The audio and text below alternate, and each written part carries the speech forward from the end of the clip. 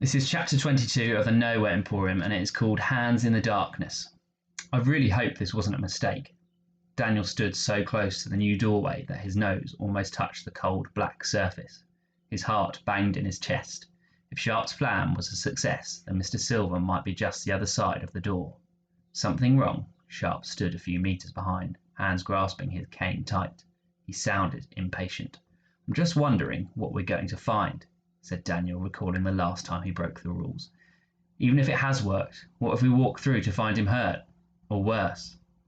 Sharp stepped forward and reached out an arm. For a moment, Daniel thought he was going to place a hand on his shoulder to tell him not to worry and that Silver would surely be fine.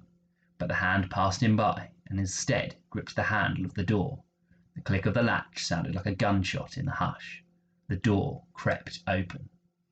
Daniel did not have time to scream. Hundreds of emaciated, wrinkled hands crowded the doorway, reaching and grabbing at him, pulling him forward by the neck and the hair and ears, by the clothes. He could see no faces, no bodies as he fought them. There were only shrunken, withered fingers. They surrounded him now. He was almost through the doorway, enveloped, suffocating. Fingers covered his mouth and nose. Perhaps he would die here. He closed his eyes, kicked and scratched a bit. A bony hand grabbed his head, twisted him around, pulled him further into the tangled mass. And then Daniel heard a voice, filling his head to bursting. "Leave," it said in a whisper that ran right through him. "Leave us." Slowly the hands released Daniel, and he wriggled and squirmed, feeling less crushing pressure. Fewer cold grips. Another hand grabbed his own, this one warm, and he was heaved forwards. He landed on the cold Emporium floor, on his hands and knees, gasping, clutching his throat. "The book! Do you still have the book?" Sharp stood over him, his eyes bulging. Daniel felt for his pocket. His shaking fingers touched upon the book. He nodded. Sharp spun away towards the open door, where hundreds of hands reached and clawed and grasped at the air.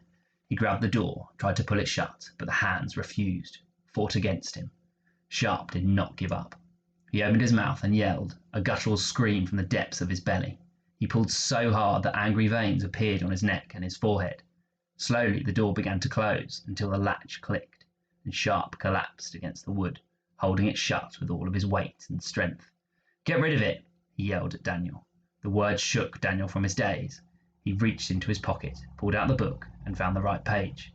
Tearing it from the book, he ran to the nearest flickering lamp and held the paper to the flame, where it turned to a glowing ash and scattered. The cracked black bricks around the door closed in, swiveling and shifting into place, multiplying until the doorway was blocked, the door gone. Sharp leaned against the wall, panting.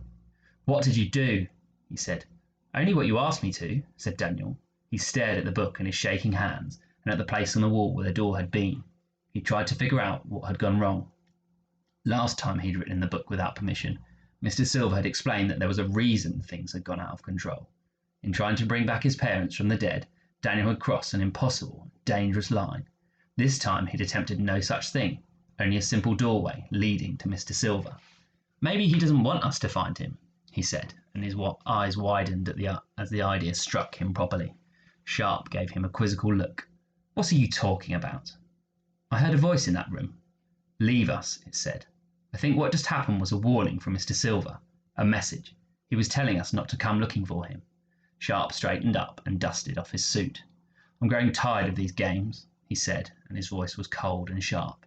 Then he brushed past Daniel and walked away, his cane clicking on the floor. As Daniel watched Sharp go, something troubled him. He'd almost been eaten by a door.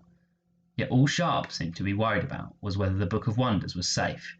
In fact, every time Sharp saw the book, his eyes would shine and a strange look would creep over his face. Daniel stowed the book back in his pocket, let his hand rest on it. Perhaps he was imagining things.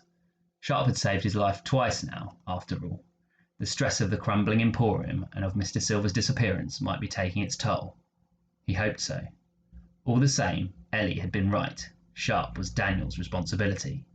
From now on, he'd watch his every move.